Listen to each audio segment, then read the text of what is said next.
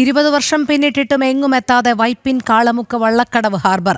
നിലവിൽ ഹാർബറിന് തൊട്ടടുത്തുള്ള സ്വകാര്യ വ്യക്തിയുടെ സ്ഥലം പണം നൽകിയാണ് മത്സ്യത്തൊഴിലാളികൾ ഉപയോഗിക്കുന്നത്.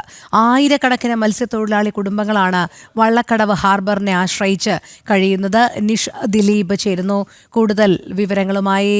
നിഷ, ഈ 20 വർഷം പിന്നിട്ടിട്ടും വൈപ്പിൻ കാളമുക്ക് വള്ളക്കടവ് ഹാർബർ എങ്ങുമെത്താത്ത സ്ഥിതിയിൽ തന്നെയാണ്. ഹാർബറിന് തൊട്ടടുത്തുള്ള ഒരു സ്വകാര്യ വ്യക്തിയുടെ സ്ഥലം പണം നൽകിയാണ് നിലവിൽ ഇപ്പോൾ മത്സ്യത്തൊഴിലാളികൾ ഉപയോഗിക്കുന്നത്. എന്തുകൊണ്ടാണ് ഈ ഹാർബർ പുനരുദ്ധീകരണത്തിന് കാലതാമസം വരുന്നത്?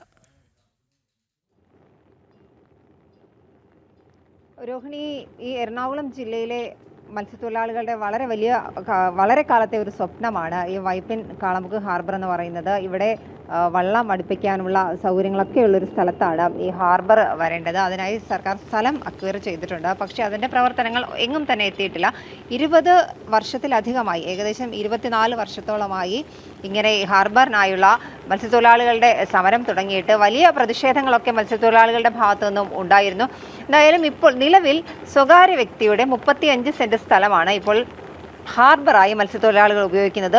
ആയിരക്കണക്കിന് മത്സ്യത്തൊഴിലാളി കുടുംബങ്ങൾ, ഒപ്പം തന്നെ അതുമായി അനുബന്ധ മേഖലയിലുള്ള ആളുകളൊക്കെ ജീവിക്കുന്നത് ഈ ഒരു ഹാർബർ കൊണ്ടാണ്. ഇതിപ്പോൾ സ്വകാര്യ വ്യക്തിയുടെ 35 സെന്റ് സ്ഥലത്താണ് ഈ ഹാർബർ പ്രവർത്തിക്കുന്നത്.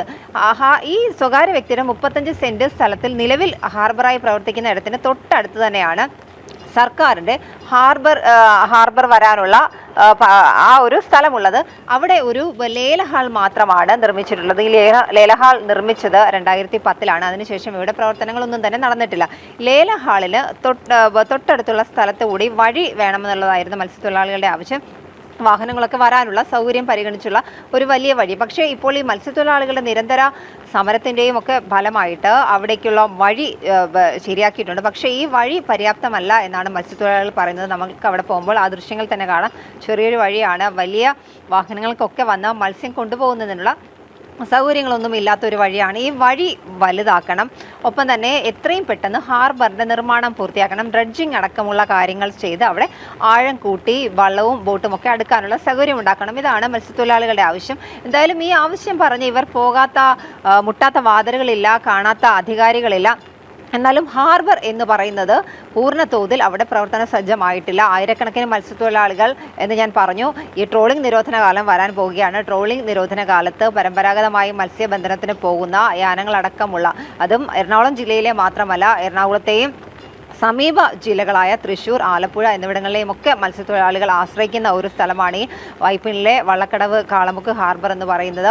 എന്തായാലും ട്രോളിംഗ് നിരോധന കാലത്തടക്കം നിരവധി മത്സ്യത്തൊഴിലാളികൾ ആശ്രയിക്കുന്ന സ്ഥലമാണ്. വർഷങ്ങളായുള്ള മത്സ്യത്തൊഴിലാളികളുടെ ആവശ്യം ഇവിടെ ഹാർബറിൻ്റെ പണി പൂർത്തീകരിക്കണമെന്നുള്ളത്. എന്തായാലും മത്സ്യത്തൊഴിലാളികൾ കേന്ദ്ര ഫിഷറീസ് സഹമന്ത്രി ജോർജ് കുര്യനെ നേരിട്ട് കണ്ടിരുന്നു. മന്ത്രി ഇവർക്ക് ഈ ഹാർബറിൻ്റെ പണി പൂർത്തിയാക്കാമെന്ന് ഉറപ്പ് നൽകിയിട്ടുണ്ട്. എന്നാൽ ഇതിന് ചെയ്യേണ്ടത് സംസ്ഥാന സർക്കാരാണ്. ഇതിന് മുന്നോടിയായുള്ള കാര്യങ്ങളൊക്കെ ചെയ്യേണ്ടത് സംസ്ഥാന സർക്കാർ വിശദമായ ഒരു പ്രപ്പോസൽ നൽകുകയാണെങ്കിൽ കേന്ദ്രത്തിൻ്റെ മത്സ്യ സമ്പദ് യോജന പദ്ധതിയിൽപ്പെടുത്തി ഹാർബറിൻ്റെ നിർമ്മാണം പൂർത്തീകരിക്കാമെന്ന് കേന്ദ്രമന്ത്രി വാക്ക് നൽകിയിട്ടുണ്ട്. ഇതിനായി സംസ്ഥാന സർക്കാരാണ് മുൻകൈ എടുക്കേണ്ടത്.